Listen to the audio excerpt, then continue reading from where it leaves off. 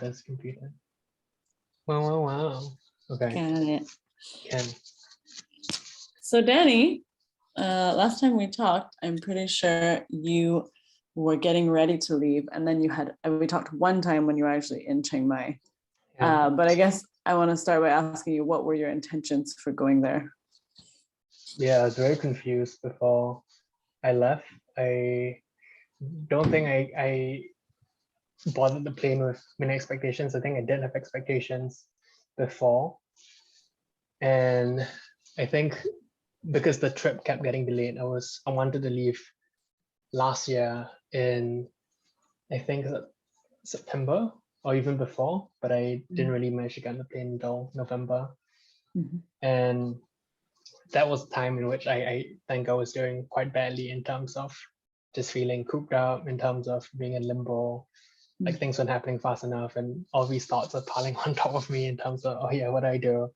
The world, I mean, it's something where the more you read into it, then the more you take on, and then the more inadequate you think your life is in the way that it reflects that or speaks back to that or is in dialogue with that. And I think it was very mental when circling around. And I think I told you this, that I had this realization before I left where I talked to my parents and I just said, yeah, actually I'm quite messed up / I have no idea where I'm going. And the past few months, have you seen me like sulking around the house? It's only because I think I am kind of depressed. And instead of trying to tell them that I have a plan, which I used to say like, oh, I'm going to do A, then I'm going to do B. And then I will string all these things together and my life will come together and I will be able to support myself and my family. And I'll tick all these boxes about responsibility, being a good son, being a good citizen, etc., and all these other things that was hanging over my head. But I think at the point I just said, yeah, I really have no idea what I'm doing. And that's okay. And I have no plan. And I'm more okay that you see me in this way. Previously, I think there was a lot of insecurity about like not growing up. Like, what are you doing? You got to turn 30 and you're just like moving from job to job, or you've just not found a place for yourself, etc.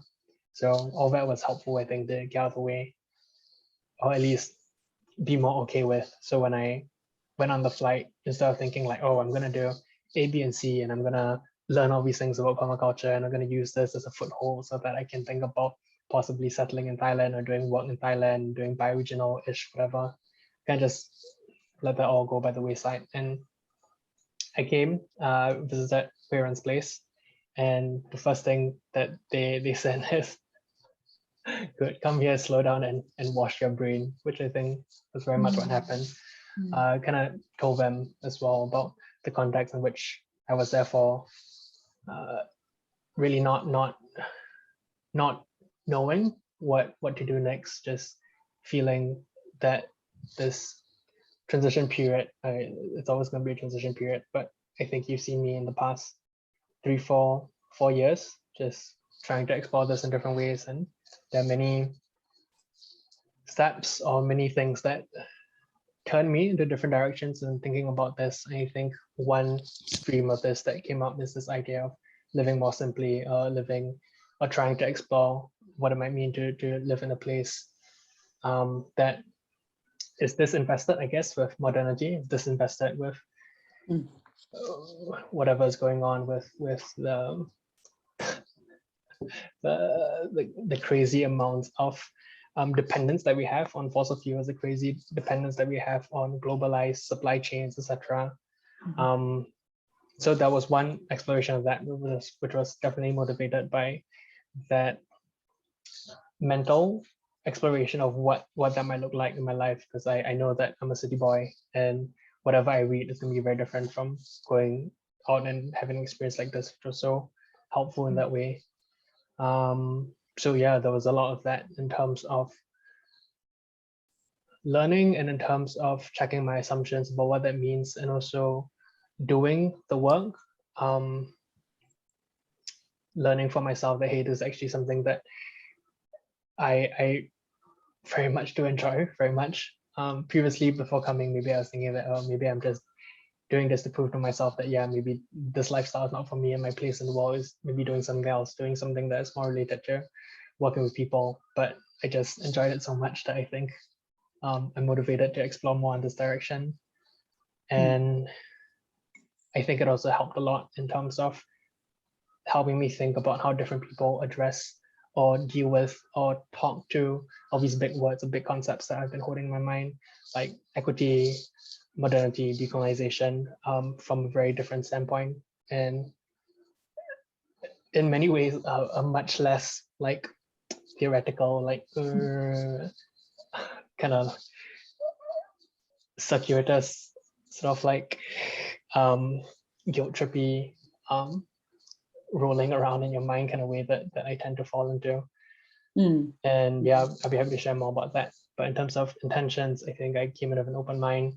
A lot of what I did and what I explored was very much determined by what parents' family did. So basically, it was me coming in with an open mind, doing whatever they do in terms of their daily work, in terms of the daily work on the farm, in terms of the daily work in Sphere, which is their engagement with the local communities. Now they're working primarily with the Karen communities near Chiang Mai. They used to do more work in Laos. What they do work with regards to AGLC or Green Learning Center. They recently started their detox courses for health, and also how they live their life and sort of their value system, which I was very privileged to go and do like a Vipassana retreat that the family does this kind of particular style of walking meditation. And I think that was one of the biggest things that happened on this trip that threw me for emotional loop, and I kind of, yeah, like Kine said, washed my brain a bit. I love that. And it sounds to me like the transformation began even before you got on the plane, because you decided to approach your parents with sort of radical honesty and vulnerability for perhaps the first time. I think so. Yeah. I think it's something that I couldn't really keep up any longer in terms of like trying to pretend that I had a plan. It was looking very unconvincing to myself. Yeah, and already by that point. Just quickly on that, how did that go? How did your parents react to that? It was good. Yeah, I think my parents and I, actually, yeah, my parents and my partner Angela, like the people most important to me, I think they all have been very understanding and supportive. Very, very deeply grateful for that. I think my parents and I, for example, align on certain things, but in oblique different ways. My parents had a very long history of doing social work, supporting sort of different Catholic social organizations like JRS, Jesuit Refugee Services, Catholic Workers Movements, etc. in Singapore. So they look at the stuff that I'm trying to do or exploring, and they think, yeah, that is like exactly in line with Catholic social teachings and our values. You're just not Catholic or not doing it from that standpoint. So there are some parts that we converge, and there's some other parts which we diverge. But I think if there's any other family that didn't have this concept of, yeah, you don't really have to be successful in the materialistic sense, you just have to be of service, or how they would couch it is basically in Catholic vocabulary, like agape, like love, unconditional love, etc. But I think those kinds of values are something that I grew up with, and in this aspect, I guess I have been raised very lightly in terms of not having to feel like, oh, I need to be successful in a more conventional sense. It's just yeah. So on that note, then, and again, I want to launch more into what you actually did in Thailand in a second, but I do think it's relevant for people listening as well, anyone who listens to this. Where do you think the pressure then was coming from in your own mind to kind of have it all together and have it all sort of ready and sorted?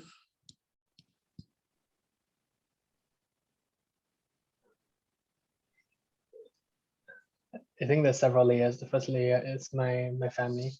I know it doesn't come from them in particular, or it doesn't come deeply from them, but it's just me like watching and looking at them and thinking, hey, my parents aren't getting any younger. My parents, I'm very thankful that I have a longer runway to sort out, not sort out is not the right word, but to explore what it means to live in alternative arrangements from conventional society. And this longer runway comes with it the the privilege of not needing to support my parents like straight after school, for example. And I think as I grow up, as I grow older, this feeling like, oh, I need to be an adult, or I need to play my part, or I need to be a responsible son, that thought comes up. A responsible partner, responsible future husband, etc. That part comes up, and there's fear that I've like stepped off the treadmill a long time ago, and I can't really step back in. And that for all my doubting and for all my like thumb twiddling and worrying about global issues or things that so far are pretty abstract that haven't affected my family directly, I am kind of pushing that responsibility away, or not wanting to think about what do I need to do in my own life to make sure that my own house is well kept and my own family is supported. So I think one big piece of that fear comes from that I am slowly cutting off options to do that in a meaningful way in the future. Another layer of that is it's feeling like I'm a problem. I'm like part of the problem. I'm a big, okay, I wouldn't say big part of the problem, but guilt is definitely one part of it, of feeling like, I think, and this is good, right? Okay, slow down a bit. I think reading about all these things, about climate justice, decolonization, modernity, equity, etc., and reading about history, reading about the social, political, environmental, ecological, etc. impetus that have gotten us here, to situate myself in relation to that has been helpful. But at the same time, also, it can come with a lot of heaviness and a lot of feeling like, okay, I'm stuck within these gears of things like spiraling out of my control, or I'm living in such a time in which there's so much suffering that you only need to, you don't really need to turn on the news, you just need to let your mind go there, then you like start drowning in it. And it's hard to deal with wanting to be good, or wanting to be moral, or wanting to be pure, and scare quotes. And yeah, there's a lot of pressure that I put on myself. And I think I don't know what the distribution of it is. I don't know how much of this is me wanting other people to see me in this way, or how much of it is me just wanting to say that, okay, I'm okay, I'm okay myself. Yeah, and how these things compound in the future. If I think about my life, and I think about all the dependencies, and I think about all the relationships and all the things that I might do or might not do in the future, then that imaginary point in the future, like how far is that going to be from what I think I might align on with regards to a life that is well lived, or that is deliberate, or that is sober, or responsible in my own way. So it just felt So like I'm hearing, I wasn't going anywhere. You felt like you weren't going anywhere. So I'm hearing that there was a simultaneous process of reading more about some of the most pressing issues of our time and kind of feeling the urgency of that building in you, but then also feeling two sort of dilemmas. One, the sense that these are very abstracted right now in your life, and you're not actually working on anything kind of in your immediate sphere of influence, like your parents or your partner or your sort of immediate household, and wanting to kind of make sure that you're taking active steps to sort of make sure you're doing your part in your own sphere of influence in relation to these larger problems. And then secondly, sort of this concern about, just by taking part in the world in this moment, I am inevitably part of the problem, right? And how do all of my multitude dependencies and intricate connections make me sort of impure or like implicated in this, and what can I do about that? So like basically there's a simultaneous becoming more conscious of all the problems, and also feeling more fearful about like what is your role in kind of the larger movement. Yeah, I think so. Yeah, and that's a huge, Yeah. I mean, this is like a huge precipice, right, to go into this experience with, because you're basically saying, because from what I remember, you've tried a lot of different things right before this, right? You've tried various sectors, and you've tried sort of various levels of private freelance work versus being affiliated with institution and organizations. And it seems to me like you kind of got to a point where you were like, I'm actually not super sure about any of these as a viable theory of change. And now I want to go and try something completely different to see what that's like. Yeah. When you said all that stuff just now, when you're reflecting on what my situation was going to this, I felt a reaction from myself, which is like, yeah, like I don't want to think about that anymore. Like I don't want to be that person, which I think is also, I'm noticing now that maybe I've swung a bit more towards the other end, which is don't think so much. Just focus on the small things in life. Focus on what your gut tells you. I used to be very hung up about like, oh, can I trust my gut or not? But I think now I'm just like much more cavalier about it, because on my trip I just realized that life is way too freaking complex for you to come out unscathed or come out good or pure, or in all the ways that we want to see ourselves. And if it ain't broke, then maybe like stick with it for a bit longer and see where your gut brings you. At the same time, maintaining like a good periphery of reading and thinking and critical awareness, etc. Yeah, and also hopefully enlisting friends to check you if you're going off somewhere. I love that. So yeah, I'm noticing that now, once I've been back in Singapore for maybe a week, and I haven't done any planning, haven't done any sort of like long-term or 5-year plan, or what did I learn, let me write it in my journal, etc. I'm just taking things day by day and just being much more aware of how I spend my time. One huge thing that I learned in Thailand is how much time that I give up or lose by just allowing myself to be distracted or doing things that really I know I'm just doing it because I don't want to think, or I don't want to feel, or I don't want to live up to my own responsibility of what my gut is telling me. Like my gut tells me to sleep now, but I don't. I'm watching YouTube, and my gut tells me to like reach out to someone, or do this or that, or to like focus and read this book because it's important. But yeah, just noticing that my mind, oftentimes it's the small things that counts, and one thing sort of leads to another. And if I can respect where my energy is going and go with that, instead of wanting to swerve off or like give my mind like a cheat day and just let it do whatever it wants to do, more things tend to happen, or things tend to unfold organically, I think. So that's one huge thing that I learned from this, like watching how Huiran and her family lives. And yeah, it's been special to receive that. I'm not sure how it will change in the future, but for now it feels like that. Very courageous and steadfast for you to keep that amidst the busyness of Singapore. Not so bad, actually. Yeah, I've been adjusting pretty okay. Amazing. Yeah. I envy your resolve. I'm curious about, kind of on that note, different sort of areas of your life and how you saw them change over your time in Cali. So you were there for 3 months, right? Or 4 months? Close to 4 months. Close to 4 months. So I'm curious, like the different areas I can think of, and maybe you can think of other ones, but are like your mind and the way you're thinking about things, your body and your like embodied experience, your spirit and your sort of relationship to the mystical, and then your creative and your relationship to like art. Yeah, thank you.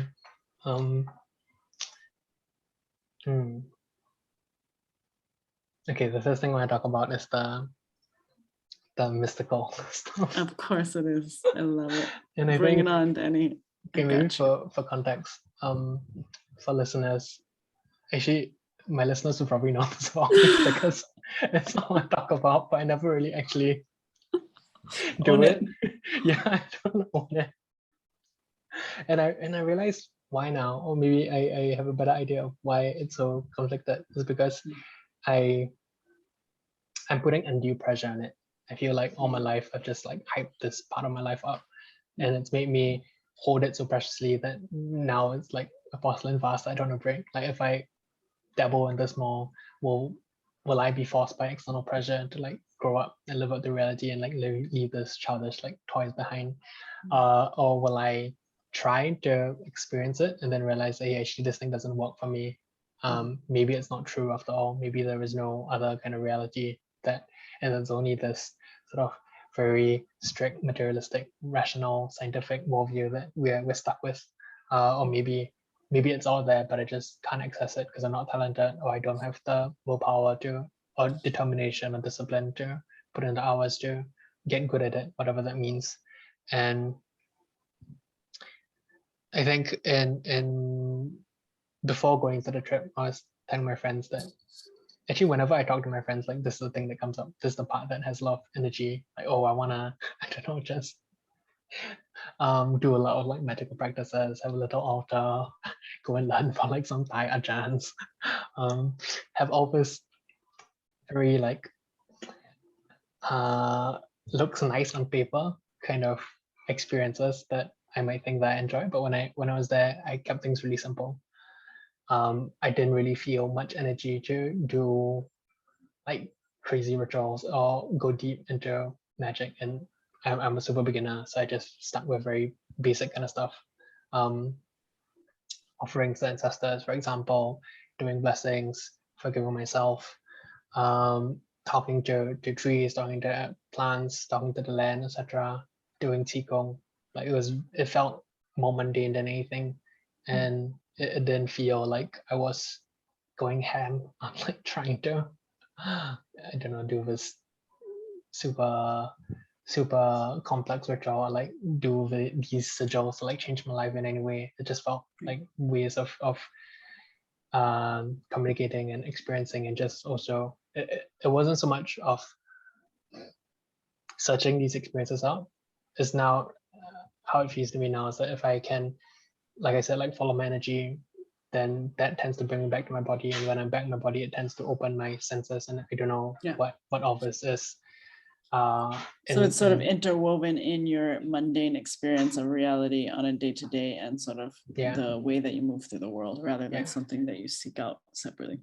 I think so. And less of a goal-driven kind of thing, like, oh, I need to do this. If not, I am not A, I'm not B, or this doesn't mean as much to me.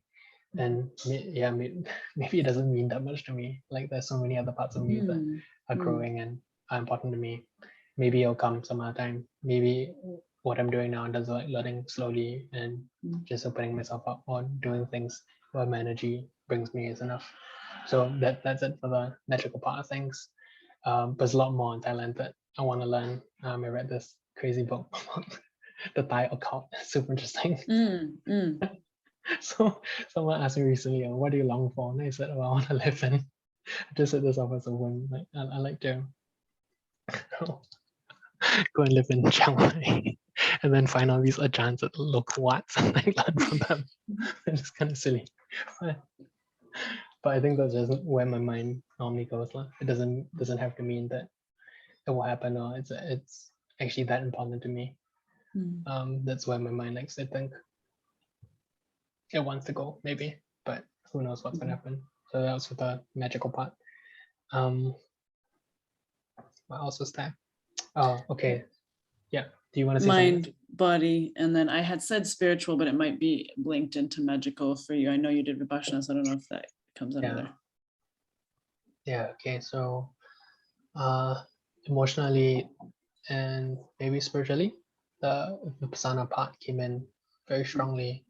For context, this Wat is a forest temple. It's called Wat Samphanat, and it's located in the east side of Thailand.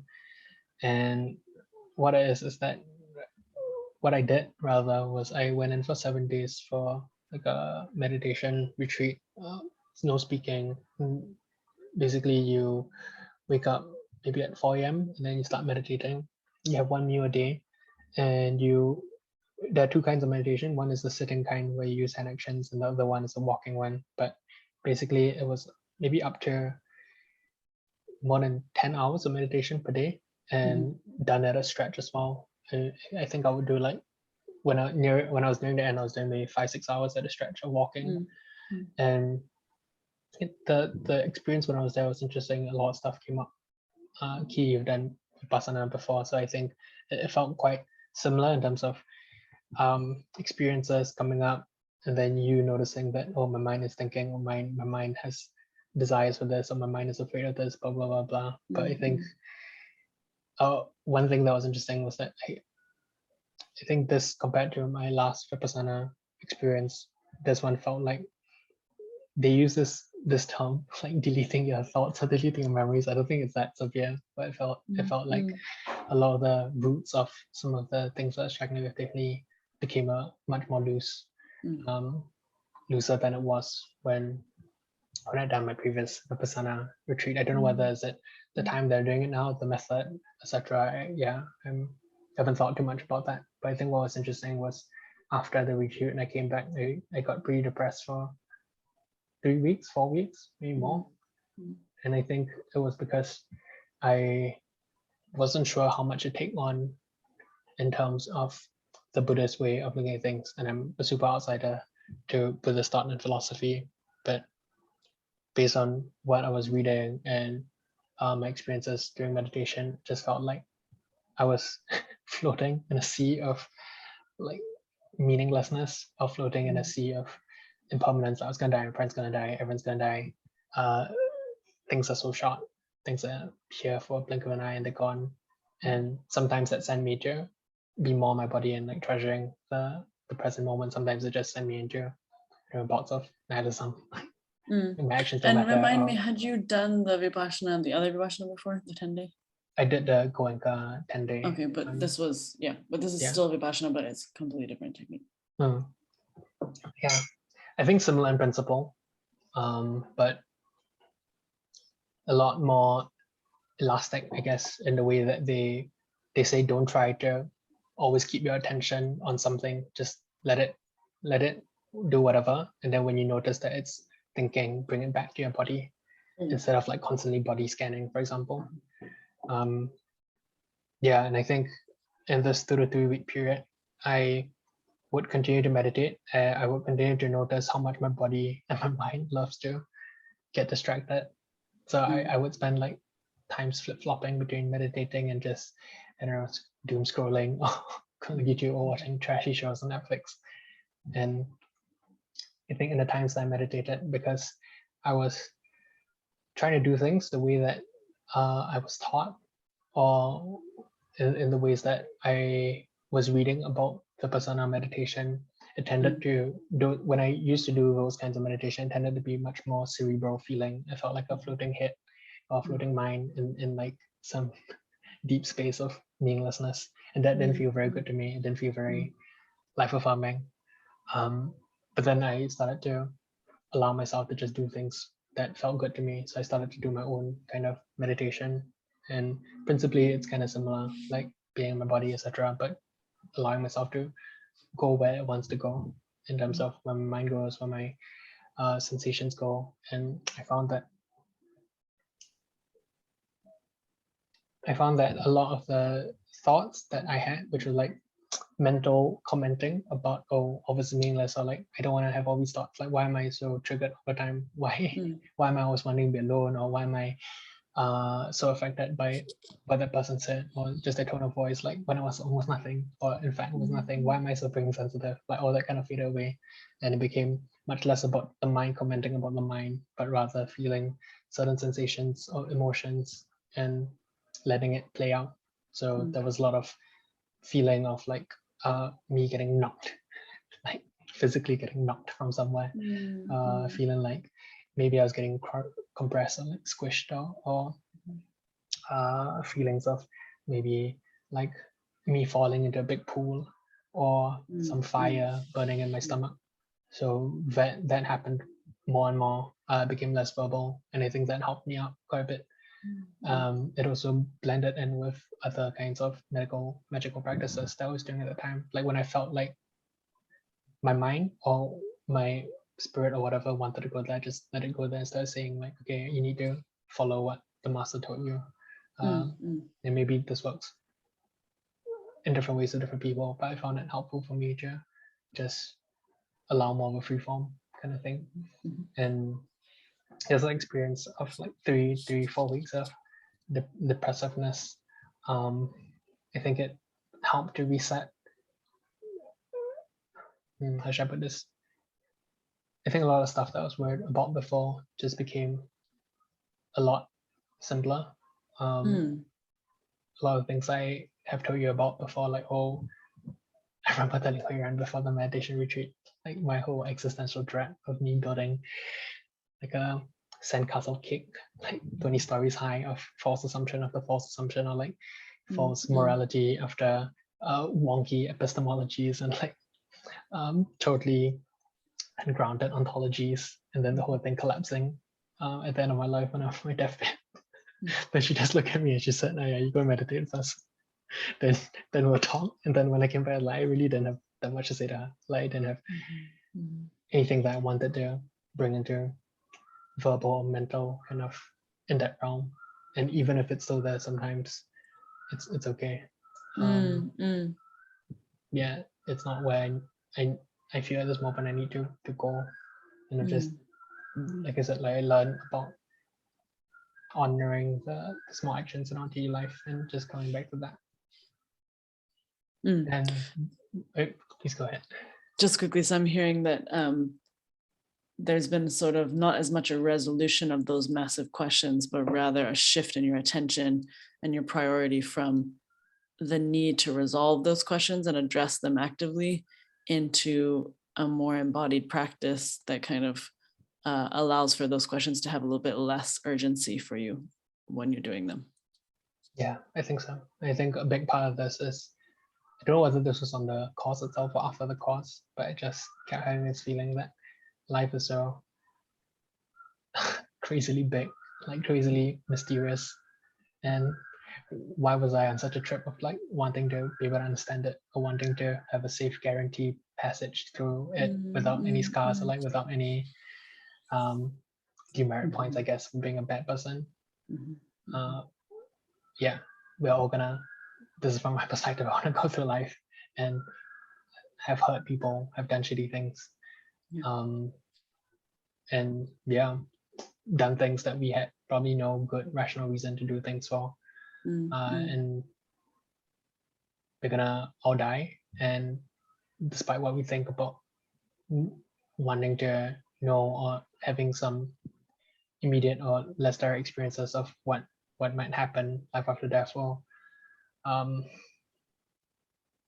what the nature of reality is outside of what we can immediately observe in the conventional sense. We might have some intuitions about it, but it's most likely that a lot of us are going to be pretty freaked out at our deathbed, not knowing if any of this is true or not, or have I been living and believing a lie? And maybe that's okay. Maybe we all should just get better at working with our death, or understanding it and being okay with it. So I think that's one other thing that came up from my time in Thailand, is that a lot of my interest in magic and anthropology of paranormal, etc., and wanting to know and just going off my whole trajectory from having my first out of body experience, I think I wanted to hold on to the idea that there is something else outside what we know, but and all that is based on fear. And if I can sit in that fear a bit more, then yeah, maybe that's a more reasonable way of dealing with it, rather than trying to cling to something, whether or not it exists or not. Yeah, and the word control comes up for me around, do you sit with the unknown and experience it more fully, potentially at the risk of losing control of something, losing your grip on something, or do you have that profound, embodied, immersive experience and then seek to explain it and seek to replicate it and seek to control it through doing that? And of course, the latter does feel safer, but also I can hear that, it takes away something from the experience.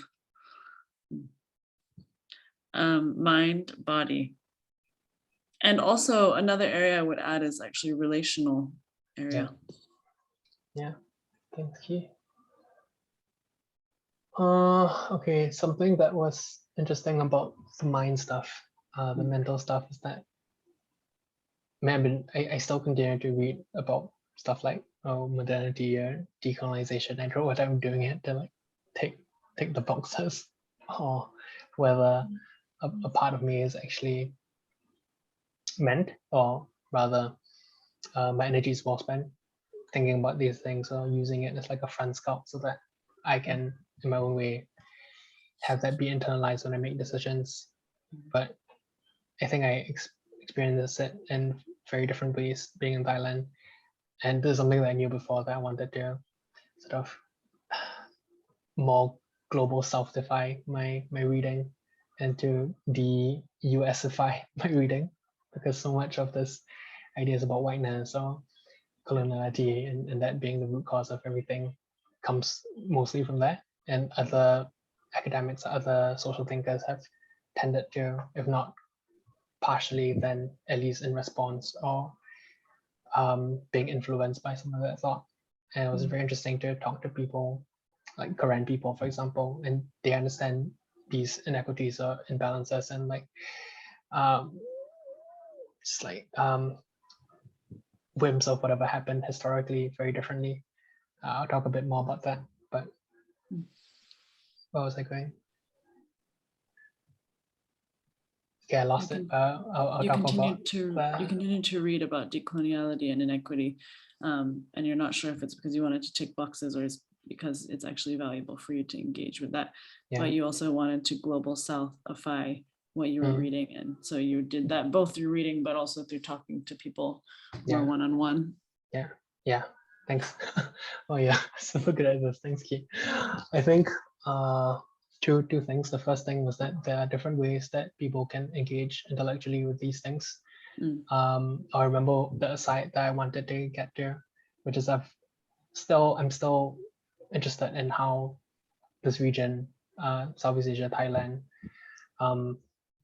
uses or borrows this language or these thought patterns or social discourses around decoloniality, for example, or indigeneity, especially for groups like the Karen, right? They came down from South China maybe 2,000 years ago. Don't quote me on this, like I'm not very sure. Some of them have called themselves indigenous, some of them have called themselves like vernacular communities, and it's way more complicated in this region as opposed to something like the US, where it's so much more clearly a settler colonial state. And so intellectually, it's been interesting for me to read a bit. Also, yeah, this idea that everything goes back to coloniality is something that I'm becoming more. I mean, it's a useful way to think, but and also is a very useful platform or line of inquiry to make us or to help us ask questions about ourselves and to see complexity and all that. I think you know this pretty well. What goes on in these kinds of works or spaces or lines of thought. But I was thinking like, what about all these? Yeah, maybe this is me misinterpreting what people normally mean by colonization. I think sometimes they use the sense of like, separability. Like there is some primal wound that we started to see ourselves separate from each other in nature, etc. That's a nice and neat story, but I don't know if there is something so clear cut. I don't know if I need to hold on to the idea that there is like some primal or Edenic way that humans have been, and maybe we're just kind of messed up. Like maybe there are no black and white explanations for why we're here. It's just pure dumb historical circumstance that we got here, and humanity and the whole ecology is also behaving in its own patterns, and it's not black and white. It's a whole admixture of everything. And I think also about all these projects of civilization, like over agrarian kingdoms of Southeast Asia, and how many of them use slavery. Like maybe the population, what, maybe 40-50% was slaves. I'm not sure, don't quote me on this, but just think about. So you can also place it on modernity and this like, or the city state is a thing that fissured us from our natural association with, I don't know, our ecological self. But then you think about, how Homo sapiens basically just like colonized or took over all these vast swaths of land where Neanderthals or Denisovans or like all these other hominids were living. And it's not as if, I guess maybe this is me just to say that I'm becoming much more ready to put up my hands in the air and just say like, I don't know anything. And I don't know how to solve these issues. I don't know how to solve like whatever's wrong with me at the heart of me. And so again, was going to be like messed up and just do what I can. That was one mental aside. I think coming back to how other people experience this, I learned so much from being in Karen or multiple Karen villages for a while. So we were doing some work with these communities. Hui Ran's family has been in relationship with them for a couple of years now. They've been supporting in digging water catchment areas like ponds, for example, so that there's more water during the dry season. They've been doing things like building solar powered pumps so that water is more accessible, low impact, low cost water filtration systems, this and that, road repair, infrastructure repair, etc. for schools and all that. And one of the staff at the Hui Ran dad's company, his name is Ming, and we went to his village. And it was very, very nice because in doing the work of the water filter, we would sit and, I don't know, drink beer and eat, I don't know, red ants and eat like different kinds of Karen delicacies. Like there's the porridge with the red ants that I talked about. There's like the steamed banana stuff. It's like sticky rice stuffed inside young bamboo shoots, young bamboo tubes. There's always like grilled meat, grilled kampong chicken, this and that. So we would sing songs and we would just chat around the fire for a couple hours every night after we finished, and just seeing the way that they live, and also having the chance to talk to Piming and to see how, I mean, COVID hasn't been easy for them. A lot of them have lost work. A lot of them have to move back from the cities to come back to the village where cash flow is a much bigger problem for them. They're all depending much more heavily on their traditional ways of rotational farming, for example. And whether is it sort of like the Thai central government, which has been a huge like political issue, etc., like land rights, for example, the clampdown on environmental activists from the Karen community, all that has been a very, very big history part of. And the same thing, I guess, you can map on with other struggles for indigeneity, other struggles of land rights, of people living off the land, or people who protect the forest but are being chased out or being persecuted. And I asked him, I basically had a steamboat dinner with him and Hui Ran at the end of and Angela at the end of the trip.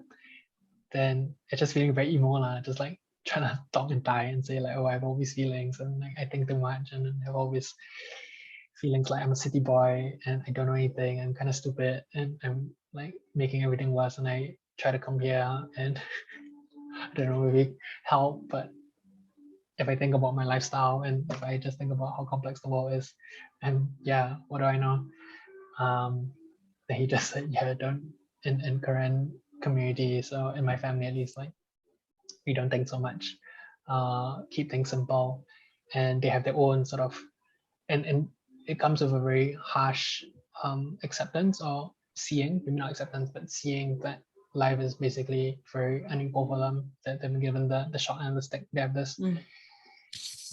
So this current community is Christian, the Seventh-day Adventist, and in their sort of like local stories, they said that they used to have some biblical like text. I'm not sure whether it's the actual Bible that they believed that they once had, but then it was stolen from them. It was stolen from them by the white man. It was stolen from them by the white man, and that explains like the kind of dislocation, the kind of struggle that they've been going through now. But then he's like, yeah, just do what I can, do what we can, be happy, make regret, don't stress. don't stress, be happy, like just do what we can. And then for me to come from, I don't know, this whole realm of like reading about all these things and trying to go round and round and living in very different circumstances from this man, to hear him say something like that, just I wouldn't say that it made me think that that was the right way. It wasn't like a competition of like who was more right or wrong, or oh, I'm gonna try to co-opt this view now. It just was very different and refreshing to see someone have such a different way of internalizing it or responding to it, that was helpful for me in those ways that I was talking about before, like global self-defy and like de-USify, I guess, mind stuff. And I still have no answers. It seems significant that wisdom came in that form as well, through a conversation over dinner. It is ironic, isn't it, how we use our brains so much to try and figure out the problems of the world, that we often end up focusing all of our attention on the problems of the world and being very disembodied and thinking too much. Mhm. Yeah, and on that note, what about your body? I lost 5 kg. Wow, that's a lot. I shat out a ton of like nonsense through two rounds of liver detox. Mhm. I can see a bit of my abs now. I'm Nice, definitely nice. stronger. I'm pretty good at digging now. Mhm. Aaron says that, oh, the say that I have now just increased exponentially over time. I'm way more comfortable with doing work of different kinds. I feel more coordinated. I feel more healthy. I feel much more aware of what feels good for my body in terms of eating wise, in terms of like sleeping, in terms of Mhm. daily habits, etc. In Mm. terms of how now I'm trying to, or at least maybe my body is also trying to like not flood myself with dopamine so much, like to give myself less stimulation over time. Yeah, I think that's been pretty big. And I don't know how long I'll be able to hold on to this, but it's been quite good momentum since going back to Singapore. I've been trying to meditate. I've been meditating every day. After lunch, for example, I do my own little rituals here and there. I might start doing qigong again. I don't know. I exercise every day. I put on some YouTube dance videos and I dance, try to stretch. All that probably wouldn't have happened so naturally or easily if I weren't at, if I didn't have these 4 months at clearance. And I can hear that movement was not only something you put deliberate effort into, but it was also kind of woven into your daily activities in a big way. Yeah, I think so. Yeah, like I said, like I didn't think I would enjoy it that much, but I really enjoy working on the farm, digging things. So yeah, I'm hoping to invite a lot more of that back into my life. And can I tell you this? I was offered a job by Aaron's parents. Yeah, which I mean, I've been basically toggling back and forth because when I meditate, like thoughts of one way or the other come out, like, oh, whether I should go to the States or whether I should go back to Thailand and explore this opportunity.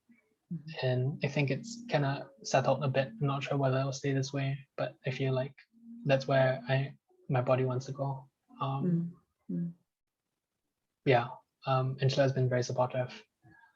It might mean that we're apart for a while. She's considering whether to go to grad school now. She's been accepted to a bunch of schools for urban planning, and yeah, we don't know. But Angela said, hearing me talk about it and hearing about the kind of work that I'll be able to continue doing if I go back, and the kind of lifestyle that I can lead there, it just sounds like a very, very good opportunity that maybe might be more time bound because they might sell AGLC in a while. I don't know. Yeah, and all these relationships that I've built in my 4 months. Yeah, I might be back. I'd like to be back in Thailand working and seeing how that goes. Yeah. How long would that be for, if you have a sense? Take it a year at a time. But I am also just me like trying to get out of Singapore, so and Thailand might be a possibility. Like if I work 3 years for under a work visa, I can apply for a PR ship. And yeah, so I'm also thinking that hey, this may not be incompatible with US. I might be a US green card, and then turn it to a citizenship. And this also will find a future. But if I'm both a Thai PR and a US citizen, and then I'm no longer a Singapore citizen, I can like go back and forth. I don't know. I really don't know. Yeah. Amazing. So you're thinking about future movements in relation to that. I've been researching about visas and stuff, recently. Yeah. But you're right, like US is a lot easier. Yeah. In terms of the visa, pathways are quite straightforward now. I'm curious how your sort of approach to relationships has changed, if at all, Uh, your relational realm of your life. yeah, I noticed that I'm way better with my parents since coming back. I no longer sulk so much at home. I'm no longer so gloomy. I joke a lot more with them, have fun with them.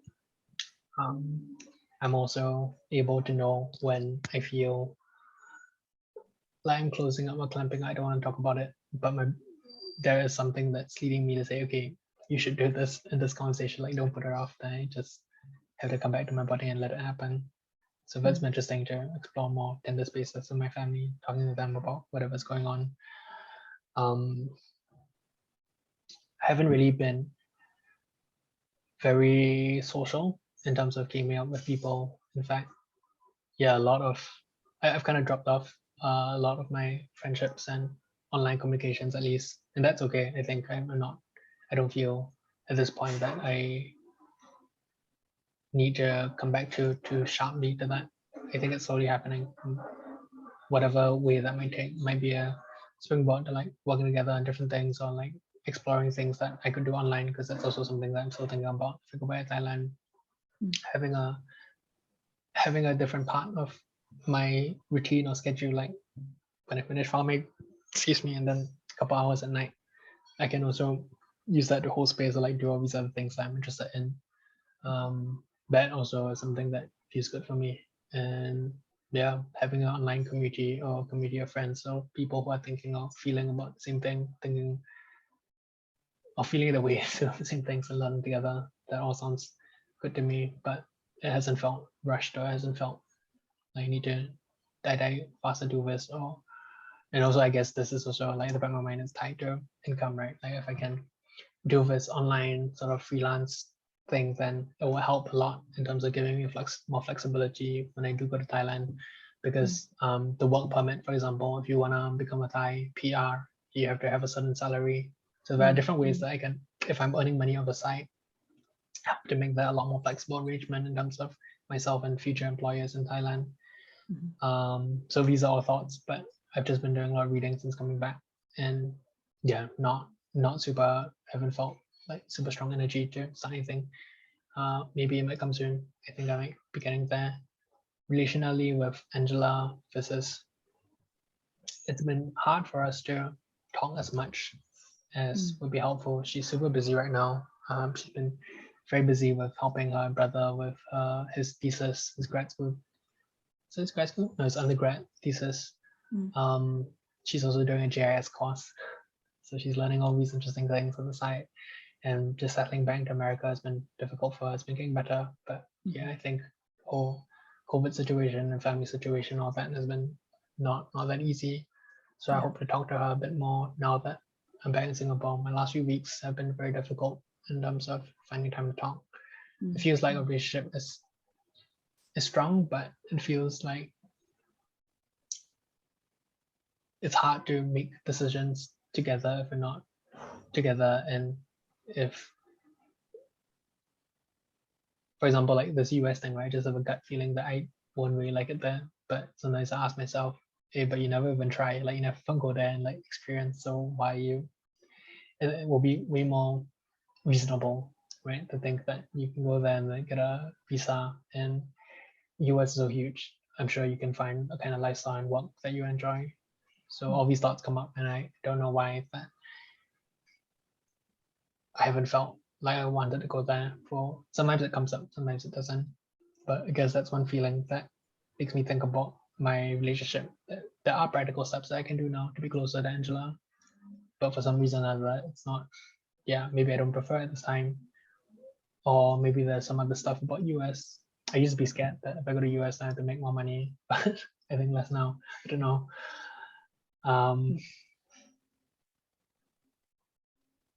Yeah, I think our relationship feels strong, but we haven't. We haven't spoken as much as I would have liked, and she's going through a confusing phase of her life, and I like to support her. It feels like I'm clearer about my next few steps. Maybe not my next few steps, but what is the kind of lifestyle that I would like to live, which is simple, practical, something that it's like a process of learning, an ongoing process of learning how to live in this way, rather than a certain idea of what that will exactly look like. But as long as I'm learning, as long as I'm practically building up the skills that hopefully will be helpful in the future to myself and my immediate family and other people in the community as well. All those sound like good ways for me to continue going off and investing my energy in. I don't know exactly where Thailand feels good, but yeah, who knows? And yeah, that comes with its certain limitations. I'm much more ready to say that, yeah, I don't think I will do well in the city. I won't enjoy it in the city as much. And yeah, I think Angela has way more options that she's entertaining right now than I am. Yeah, I think I'm a bit more set in what I feel feels good to me at this point in time. Yeah, it's helpful for her to hear my side of things, so she can also think absolutely. about And I can imagine having one of you that has clarity is incredibly useful, as opposed to both having no clarity. Yeah.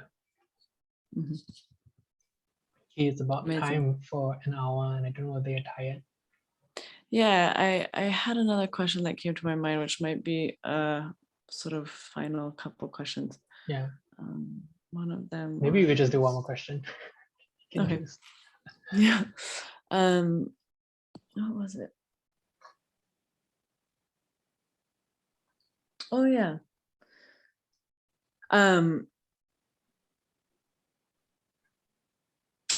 Based on what you're saying, I can imagine that being at AGLC and being kind of steeped in what I see fundamentally as a set of practices, right? You have farming as a practice, you have various embodied practices, you have a meditation practice, you have a reading practice. You have various practices that sort of ground you in this new way of being and thinking about kind of your place and your contribution in the larger world in relation to these massive questions and issues. You're now in Singapore in a completely different environment without a lot of those practices to tether you. And of course, you could have those practices in that space, but they're going to be different, right? They're going to be adapted because the context and the environment is totally different. So I guess I'm curious, both because I think it's interesting to hear you talk about this, and selfishly because I'm struggling with some very similar questions. I'm curious what practices you're already brought in and plan to bring into this at least interim period in Singapore to keep you grounded in this kind of massive radical shift that's taken place in the way that you think about your place in the larger world and sort of the contribution that you're here to make. Basically, what's going to keep you tethered? Meditation has been a big help. Walking 1 hour after I have lunch, for example. I used to do it in the morning, but now I don't feel as good about doing that. So I've changed things around. Now I do it after lunch. Having some time before I sleep when I lie in my bed. Sometimes I either meditate or I do like some vision / active imagination kind of stuff. I just let my mind go where it wants to go. Sometimes it goes and does like a mini ritual in like my own imaginal sort of like space. Sometimes that involves like forgiving myself for each and every failure that I've committed, past, present, and future. Sometimes it involves like going into like a pool of water, which I bless, or other beings help me to bless, and then I like just lie in it for a while. Sometimes it goes into a library. It depends. Sometimes I talk to things, or I don't know, parts of my consciousness or beings. Recording my dreams is something that I want to do more of. The practices, exercising helps.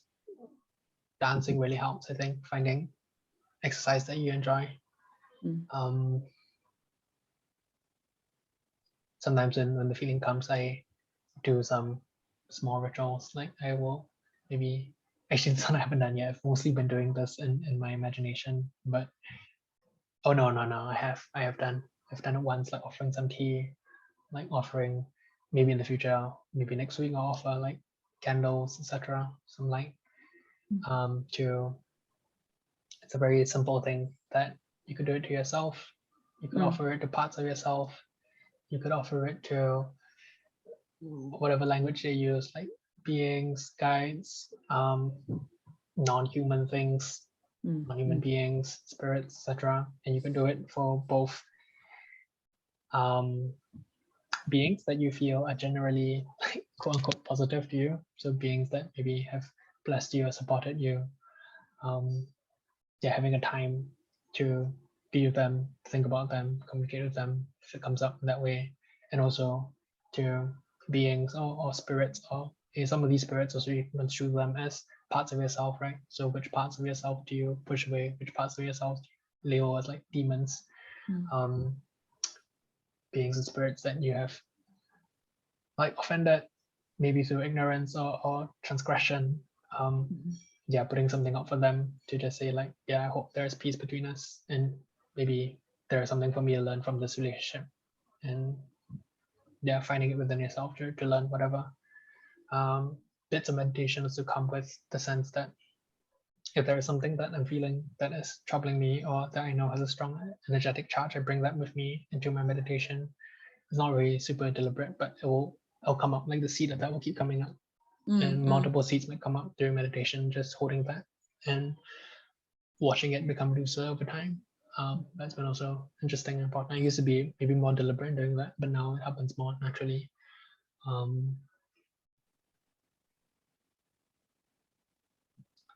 Talking to my neighbors, I think that's one thing that I want to do. Being better at being in place with my godparents, for example, who I think I feel a bit estranged. My family, my brother, people who live near me. I might do some gardening with my mom, but maybe haven't felt like a strong need for that. In the morning, I try to stretch. I do sometimes if I feel like it. I do this like, I think they call it bioenergetics, which is like stretching, and then sometimes you shake off what might be tension, or what they claim is locked up emotional patterns. I'm not sure. I think those are things that come to mind. Thank you for enumerating those. Yeah, I can imagine that there's a lot of willpower to continue those practices without necessarily the setting and potentially community that was offered in Thailand around that. The last question I have for you is whether there is a particular memory, and it could be any one, that's standing out right now that you want to share from Thailand. I'm sure there's many, but just one.